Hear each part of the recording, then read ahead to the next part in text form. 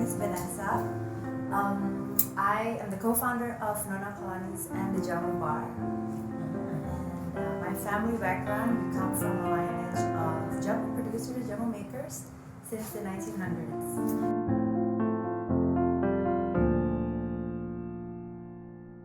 Thank you so much for asking me that question because self-love for me means more than going up to taking yourself out for a run or having a nice wine or going to the spa. I think for me self-love goes more into deep down accepting who you are. Basically embrace your weirdness, embrace your uniqueness.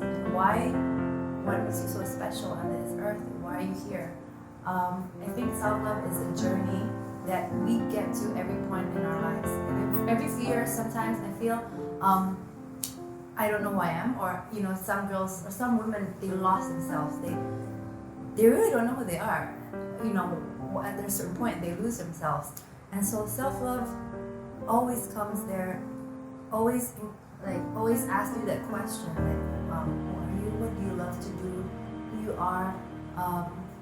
Basically, what makes you tick? And so the trickiest part is figuring out who you are each step of the way. So how do I practice self-love? Every day I would write. I have a journal. Yes. So I journal every thought that comes to my mind. What makes me feel alive every day? Even the simplest things. What am I grateful for? I'm grateful for my nephew. I'm grateful for having a comfortable bed. Basically, just the small things, the basic things that I tend to take for granted. So knowing what you think and knowing the flow of your thoughts. Sometimes you get too busy, you get too stressed out. Every second is like we just do. We don't stop and think. And for me, self-love is taking the time to pause. Either that's meditation or journaling or just having a 1 hour just by yourself, sitting down with a piece of paper, and taking time to really reflect on yourself. That for me is self-love.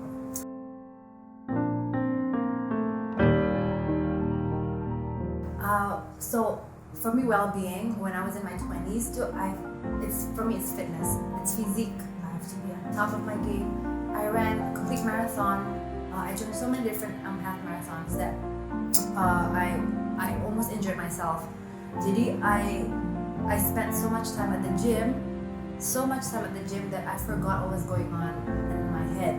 So being well-being is not just about the body, but also about the spiritual, and also what you think every day. From the moment when you wake up in the morning until what goes in your mind until at night. So well-being for me, of course, Jamu is definitely my daily routine. I wake up and then I'll drink Jamu, kunyit asam, sari asam itu udah dibuat semua in my fridge. And it's kind of part of my ritual since I was a kid as well. So we introduced Jamu from such a young age. Since I was a kid, I had to go to the factory, look at all the ladies making Jamu from scratch, and the aroma, the smell of nutmeg, cinnamon, basil, everything that I'm bathed with Jamu aroma ever since I was a little girl. That for me brings a lot of love for nature, and then the power of healing from the nature. That's why I really love to keep my body in check. If my physical body, I feel so kayak udah mulai sakit-sakitan ya, I feel like I was getting to a flu mode, or I just don't feel good, I go for a run or I go for a hot yoga. Or you can actually feel and be in tune with your senses. If your body isn't feeling as fit as before, then going out for a run is always a plus. There's no bad side of it. So well-being for me is everyday mindset, going on what's in my mind and how I see my body, how I take care of my body. I don't think I have to reward myself until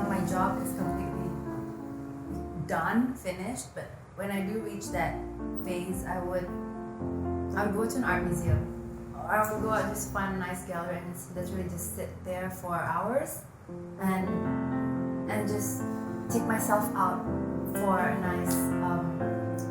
nice viewing in art museum or anything artistic, like art galleries, or buying a nice piece of art. Basically, just surround myself with that, because I think I deserve after the hard work that I've done. Yeah, and I think that's pretty much my reward for myself.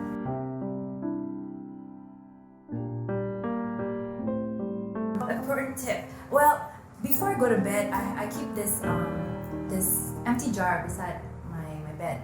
So each night I would write like this one on a post-it note. I'll write like what am I grateful for today, or what made me feel alive today. For example, I played tennis with my friends and I felt so great. My body feels great, and I would keep that jar and fill that jar with small notes up to its rim. And then every 6 months, I would empty it out and I would read one by one. I feel, wow, I remember what made me feel alive, what makes me happy, even the smallest moments. Bumping into a friend, have coffee, or just like the small serendipities. I think that makes me feel, like your life is full of a small happiness that comes up to a big one. And I think also listening to your body and what your body needs. If you need to stop working, if your hunch, like you have this hunch feeling, like this gut feeling says that just stop, just take a break. Really listen to your gut. And then there's always tomorrow, there's always another day. You don't have to finish the whole work today. You don't have to force anything. So I think health is wealth. Health is the real wealth. So you only have like one body, so take care of it until the last day. So yeah, so true. Like every time before I go for not just for interview but a public speaking event, I would look at myself in the mirror. I know this might sound a bit, but with a really good music in the background, like I get good vibes from really great music. And so I would turn on that music and I'll look myself in the mirror and I would say like, I can do this, I'm confident. This is gonna be, I can do this, I can do this. So it's like a self-affirmation, I would say. So yeah. Such a good word. Yeah.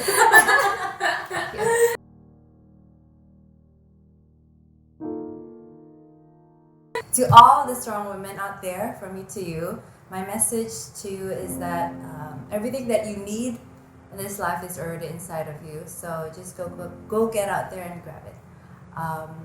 Thank you for listening, and thank you for Gold Mart and the Goldies for making me part of this campaign.